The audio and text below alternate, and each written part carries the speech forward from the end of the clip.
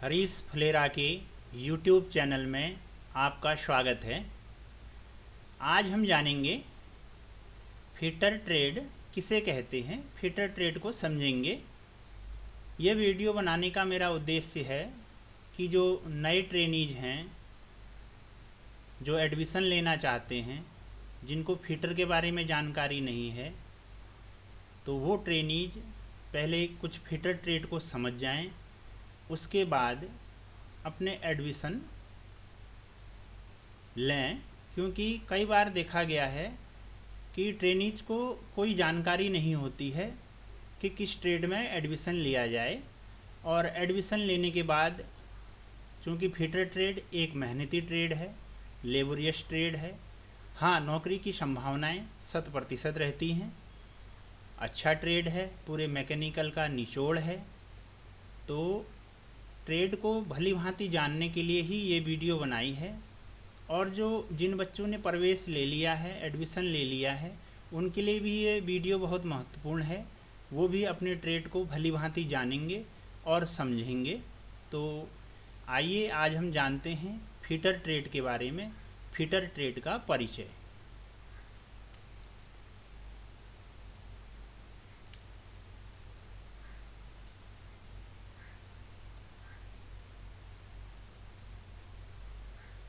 सबसे पहले fitter trade की परिभाषा एवं गुण। फिटर ट्रेड की क्या परिभाषा होती है?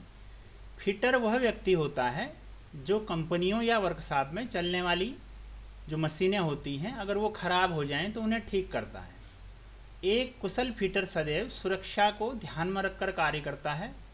वह व्यक्ति जो किसी वर्कशॉप या कंपनियों में फिटिंग संबंधी कार्य करता है, उस व्यक्ति को हम फिटर कहते हैं। फिटर का अर्थ क्या है?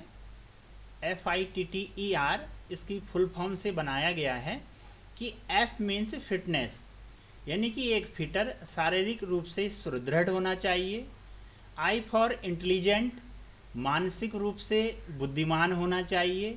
T फॉर टैलेंटेड, कार्य सीखने की योग्यता होनी चाहिए। और T फॉर टारगेट, यानी कि लक्ष्य को प्राप्त करने की इच्छा होनी चाहिए। और E फॉर एफिशिएंट, कार्य करने में कुशल होना चाहिए। और रेगुलरिटी, यानी कि नियमितता होनी चाहिए।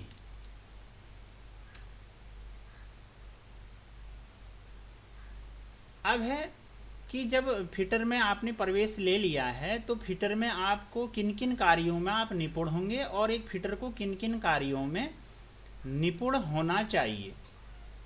सबसे पहले तो फाइलिंग की क्रिया हम लोग सिखाते हैं यहाँ पर। तो एक फिटर को फाइलिंग में निपुण होना चाहिए, कटिंग में निपुण होना चाहिए।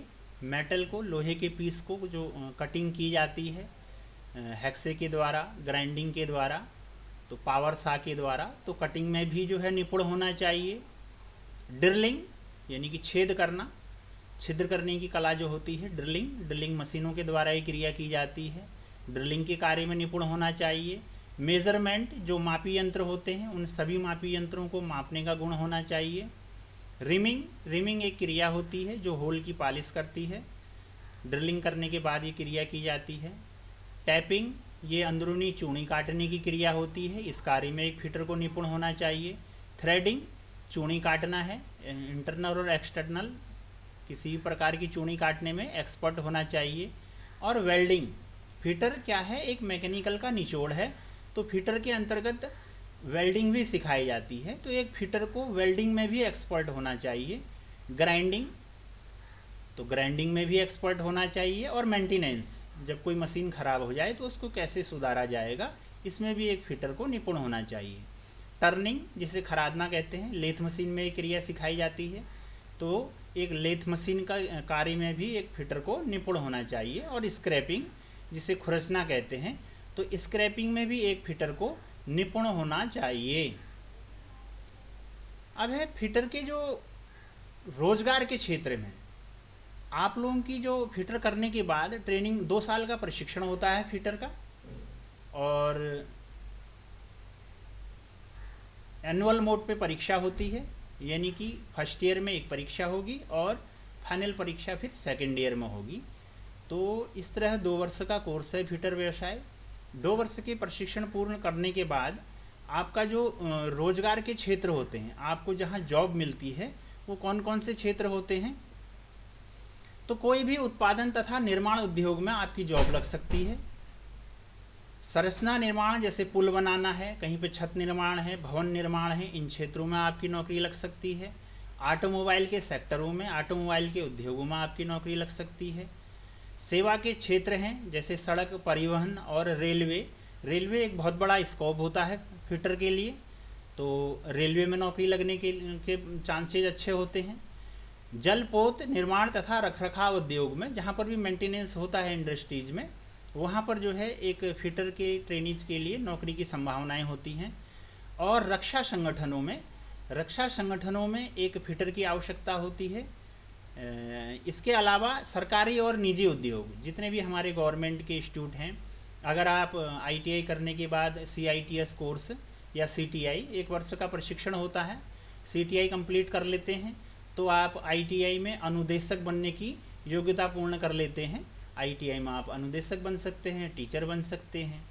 सरकारी और निजी उद्योग जैसे बीएचईएल है, एनटीपीसी है, एनएचपीसी है, बीईएमएल है, तो ये इत्यादि इन क्षेत्रों में आपकी जॉब लग सकती है।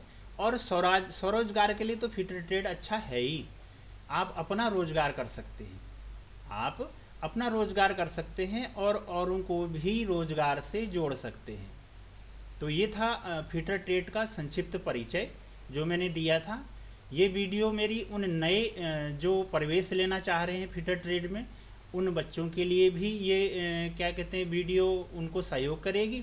और जो बच्चों ने प्रवेश ले लिया है और वो भी अपने ट्रेड को भली भांति अच्छी तरह से समझेंगे। तो ये वीडियो आपकी जानकारी के लिए इसीलिए बनाई गई है। धन्यवाद।